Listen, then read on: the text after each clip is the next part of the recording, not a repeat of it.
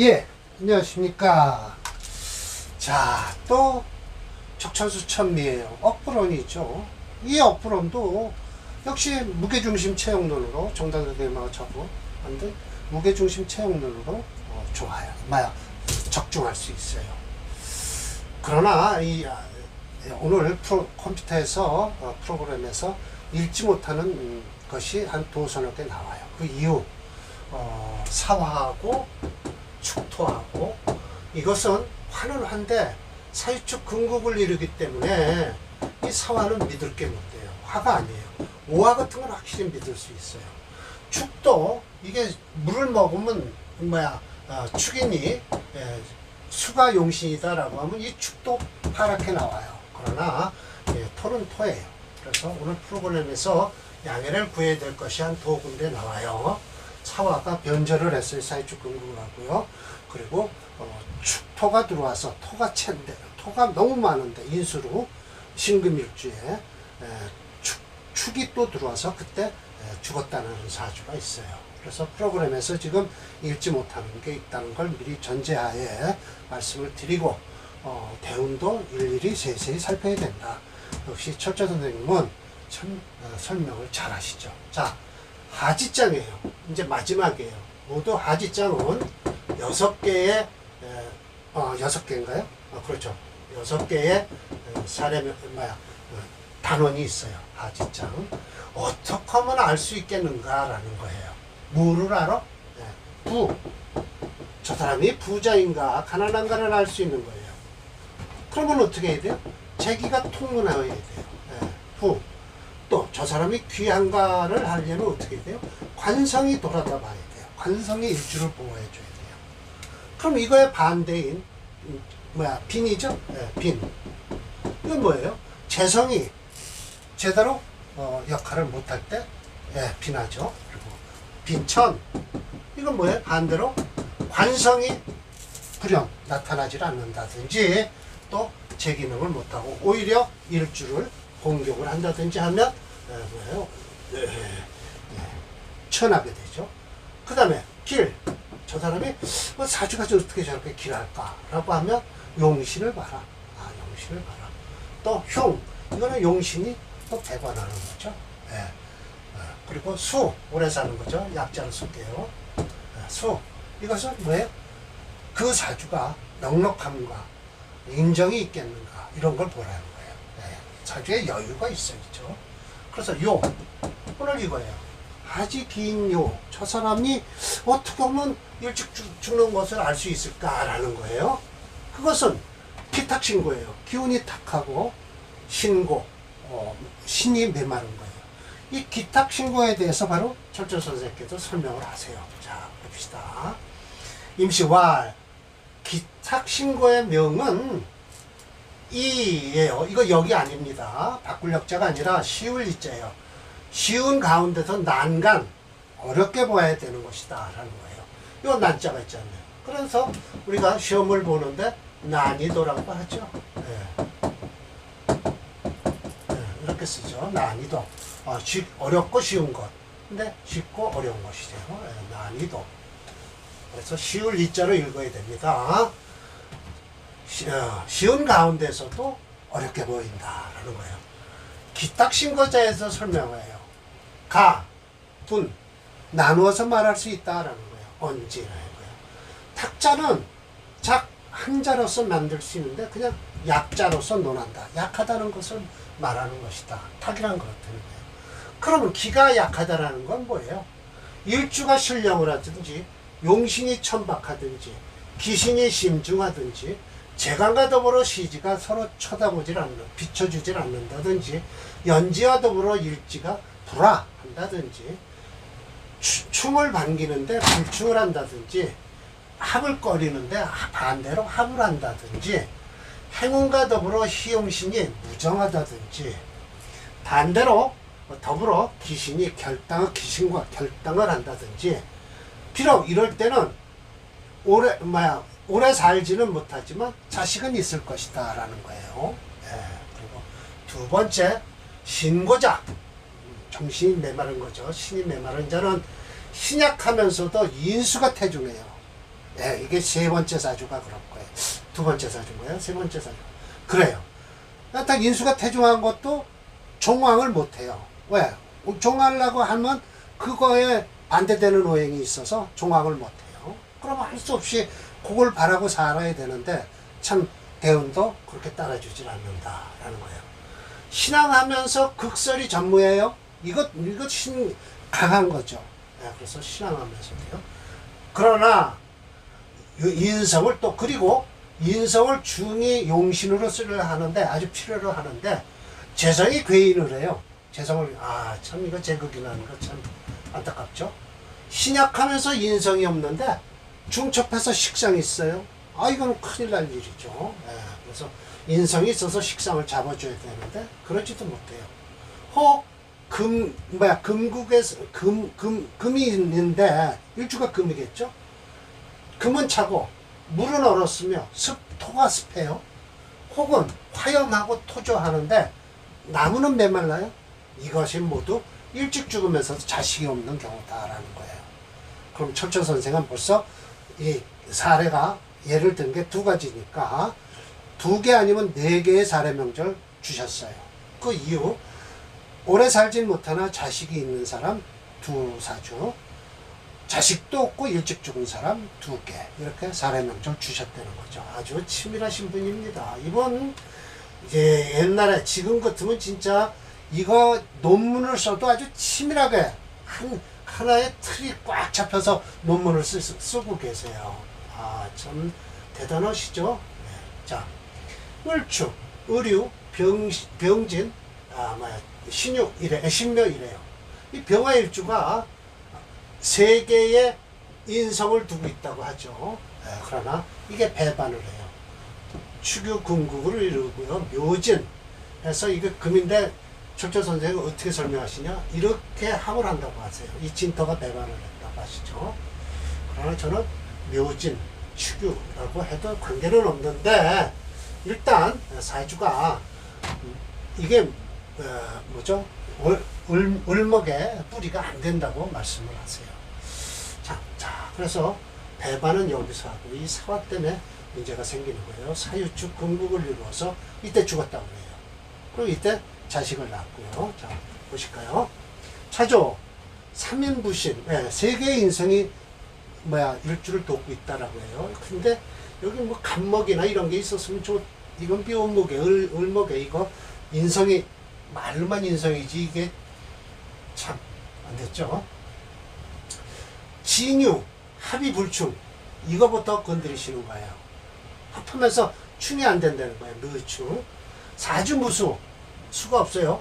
그런 인성이 있으면, 목이 있으면 수가 있을수록 좋죠. 사호 중격, 아마 중격 정도는 될 것 같다라는 거예요. 그래서 이게 차례가 아닙니다. 그러나 라고 해서 지지가 모두 습토라. 맞아요. 해화생금, 풀은 끄고 금은 생한다. 지는 곧 목의 역인데 유금과 합으로 재성을 합했다는 거예요. 목불능 탁근, 이 묘목의 탁근도 못하나? 참나. 더불어 유화금, 유금과 더불어서 금으로 변했다. 즉 목이 반대로 손해를 입는 것이다. 천간양을은 지지부재, 지지해서 실어주질 않으니 마르고 마름을 알 수 있다. 가지의. 그래서 유차추지, 이와 같은 이유로서 미루어 짐작하건대 일원은 허약하고 오운에 요때요.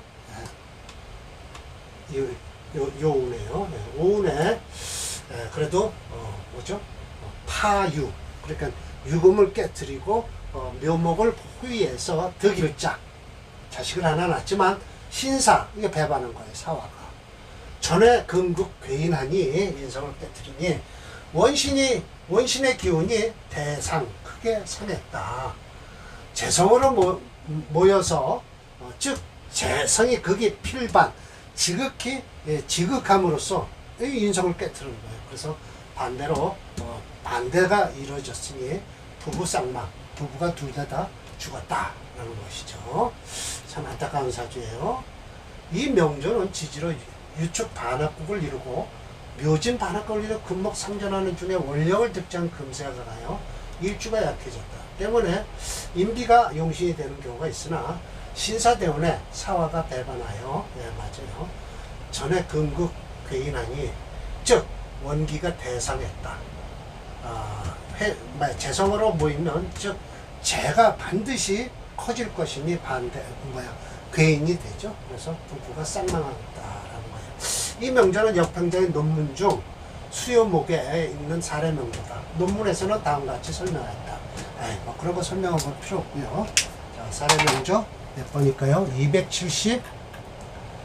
271번이네요. 오늘 274번까지 하면 되겠네요. 자, 이것이 바로 이제 이 컴퓨터의 우리 프로그램에서의 마지막 해결점인데 이것까지 디테일하게 못 잡고 있어요. 이게 사화가 솔직히 사유축 여기 가면 저쪽으로 가도 안 보이죠? 여기가 되네요. 사유축 금극을 이루어서 배반을 한 거예요. 그래서 이 프로그램에서 뭐냐면 금체 목화형제 목용시니까 목화로 가고 있어요. 이때 운은 좋았겠죠. 그러나 이때 안 죽었으면 뒤로 후는 참 좋았다. 요즘 같으면 이렇게 제국을 잃었다고 두 부부가 한꺼번에 죽을 수 있을까요? 좀 의심이 가죠?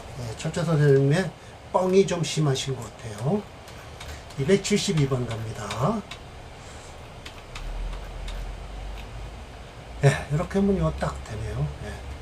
자, 이것도 이 축대운에 이 양반이 죽었다고 하는데 이게 수운이라 프로그램에서 토체 목수영주에서 목불영에서 이 운이 파랗게 나와요. 그런데 축토는 토죠. 물을 품은 토지만 토니까 토의 기능을 해서 이때 죽었다고 말씀을 하고 계세요. 자, 조금 더 올릴까요? 이렇게 하면 되네요. 여기까지 나오네요. 차, 중중후토하니 매장, 요거 취자입니다. 눈자고요. 물을 취자, 어릴 눈자예요. 지금 금이 아주 무척 어리다. 오행무목하니 맞아요. 금체 목수용조의 목불형이에요. 미득, 소양질이 이렇게 흐트러져서 뭐 좀 그런 이득을 얻지를 못했다는 거예요. 1점 해수 극절, 토국수 아니요. 지장갑을 하니 여긴 갑목이 있고 여긴 을목이 있어요. 무정인조 끌어당겨서 쓸 수가 없다. 그러나 춘토는 기가 허해서 장제가용 해목에 해수에 갑목을 쓴다고 하세요. 그러나 그 속에 있는 것까지 쓰기는 힘들고 그냥 수로 용신을 잡고 목이 따라주면 되는 거죠. 그래서 이운에 좋았다는 거예요. 초운 동방목지에서 은비 유효했다는 거예요. 그래서 부모복이 아주 유산을 물려받았죠. 그랬는데 인운의 득일자 역시 자식을 하나 얻었어요. 을축운에 토우 통군이요. 토가 또 이렇게 통근을 하니 뭐죠? 일찍 죽었다라는 것이죠. 요절했다라는 거예요. 이 축토 때문에. 그러면 프로그램에서는 우리가 만든 프로그램에서는 이 축토는 수로 읽기 때문에 파랗다는 거죠. 그게 하나의 단점이에요. 점점 어려워지는 명조다. 일지상관인 해수만 없다면 종강도 가능할 것인데 오히려 을축은 토통근에서 됐다라는 거예요. 자, 봅시다. 또 파랗게 나와요. 축토가요. 그러나 토는 토다 라는 것이죠. 토는 토다. 이때까지는 좋고요. 이때 안 좋았다. 안 좋다. 이거 잘 보셔야 돼요. 축토는 물을 뿜고 있지만 만약 이걸 넘기면 진짜 사주 좋은 사주가 됐죠. 이렇게 해서 잘 나가다 이 수run에 죽을 거예요. 만약 이 운만 넘겼다면요. 수run은 안 좋죠. 자, 이제 일찍 죽고 자식 없는 사주 두 개를 보겠습니다. 자, 273번이에요. 자, 좋습니다. 녹곡격이에요. 이건 뭐 보세요. 이민, 갑인, 임신. 이게 녹곡격에서 아예 종강으로 갈 수가 있어야 되는데, 곡직격으로 갈 수 있어야 되는데 이 신금 때문에 갈 수가 없어요. 예. 그래도 목체 금토 용조에 불용해요. 금토를 못 쓴다고 했어요. 예. 프로그램에서도. 예. 그래서 목수로 가는 거예요, 사주가. 그러면 사운이나 병호 대운에 좀 목수로 가니까요. 목수로 가니까. 자, 봅시다. 한번 어디까지 가나. 춘목 중복록, 인인인 녹을 만났다. 지득신시하니 사호, 시에 살이 남아서 청할 것 같다, 깨끗할 것 같다는 거예요. 저 신금 알지 못합니다. 모광금결 쓰질 못하는 거예요. 저게 필요 반드시 유화위가 화가 있어야만이 아름답다. 천간삼임, 그래서 인중병화 극수, 저거 못 쓰겠다는 거예요. 병화를. 신고, 정신이 메마른 건 가지라 알 수 있다. 지병운에, 맞아요. 봉삼임 회극하니 가업파패하고 폐진하고 요이무작, 이 병화 때문에 죽은 거예요. 그렇죠. 임수가 있어서 저 받아들일 수 없죠. 무릇 수목 병왕이면 병왕하고 토가 없는 자는 가장 꺼리는 건 화운이다.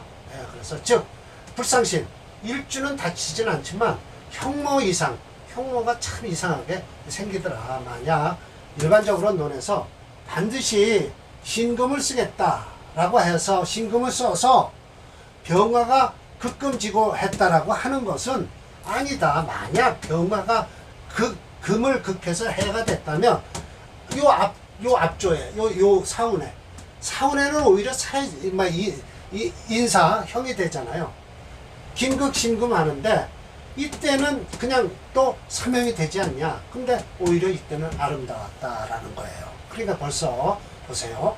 자, 지지르다가 화는 대운을 보니 지지르다 화는 관계없어요. 그런데 천간으로 화는 이거 들어오면 깨진다는 거예요. 회극을 당해요. 오히려 들어와서 깨지는 거예요. 세계의 임수한테. 그러니까 대운을 자세히 보셔야 된다는 거예요. 이때는 안 깨지는 거예요. 절대.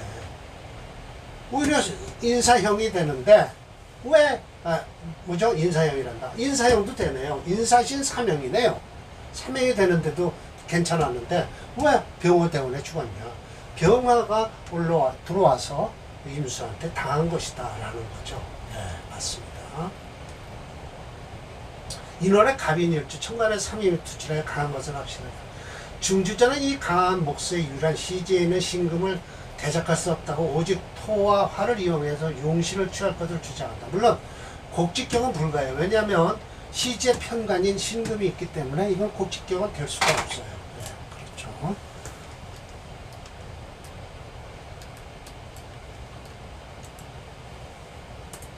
곡직격이면 목, 수목화를 쓰죠. 맞습니다. 273번. 네. 저 신문까지 한데 이때 이렇게 아주 정확하게 나오는 거예요. 사화는 괜찮다는 거예요.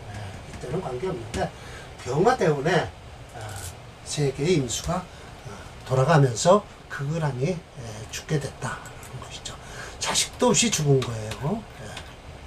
274 오늘 마지막 사주예요.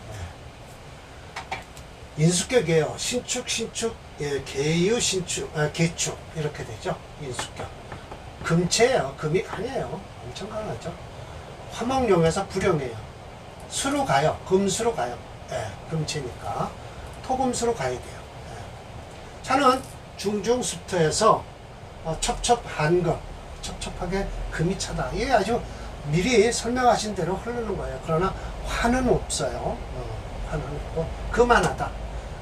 개수 탁하고 또한 얼었다. 추월이니까 엄청 춥죠. 소위 음지심, 음한 것이 음이 아주 심하다. 한한 것이 지극한 것이니 털끝만큼도 생에서 발할 것이 없다. 그래서 기가 탁하고 신고 정신이 메말랐다. 바로 그 사람 됨됩니다. 우매하고 불감, 우매함이 이렇게 이런 사주가 결국은 요즘으로 얘기하면 뭐라고 그래야죠? 아유 무슨 얘기를 하죠? 어려서 걸리는 애들 걸리는데요.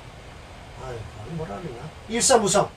하나도 이런 게 없으니, 지 무술에, 이거 아마 수가 용시니까 이런 거예요. 무술에 생금하고 극수이요. 무술 때문에 죽었어요. 꿈을 자고. 일반적으로 말해서 양간 부장. 양간이란 금수예요. 축유 금극을 이루고, 그래서 부장. 금수가 섞이지는 금수 쌍청현이 지지삼붕 이렇게 축축축 해서요 삼붕을 하니 살인상생짐이라 아름다움이 있었다고 할 것이다. 일반적으로 얘기해서 정해놓은 건 귀격이라고 하는데 앞에는 앞에 명조는 충목에 눈금 어린 금을 띄고 있어서 절싹 이렇게 깎아서 큰 그릇이 이루어질 것이며 모두 명리가 양전할 격이라고 하는데 알지 못함이라 일축적인 명은 모두 다 이런 격이 이렇다는 거예요. 학자는 의심구지 마땅히 자세히 연구해야만 될 것이다 라는 거예요. 그래서 무술다음에 저 수가 용신이에요. 그래서 그래요. 예. 섣달의 기술주가 천지간에 오직 한기를 이뤘다. 이 같은 사주는 어설픈 화기도 감당 못하죠. 예, 아마 중주자는 지금 무술 생금극수이요라고 한 것을 보면 아마도 용신은 비겁인 수호행으로 잡은 듯하다. 예, 맞아요. 맞습니다. 274번이에요. 오늘 마지막이죠. 예, 맞습니다. 수호행이 무술대원은 아주 정확하게 이렇게 딱 이렇게 하면 딱 맞아요. 근데 여기다 축 들어오면 이게 퍼렇게 된다는 거죠. 술토는 확실하게 권터라는 게 나오잖아요. 축지는 수터예요. 그러니까 잘못하면 퍼렇게 나올 수가 있다는 거예요. 무술은 완전히 거역하는 사주잖아요. 자, 이래서 하지장이 모두 끝났습니다. 그러면 다음에 여명장인가 그래요. 여명장이에요. 이것도 잔소리가 많으세요. 여자 사주에 대해서 설명을 하시는데 아주 길어요. 자식이 돈 따라간 여자 명 이래서 아주 길고 오래도록 설명을 하시죠. 그래서 다음 강의는 또 이제 적당히 제가 손질을 해서 만들어서 요 정도에서 끊어서 설명을 드려야 되겠다 하면 끊어서 설명을 드리도록 하겠습니다. 자, 마치겠습니다.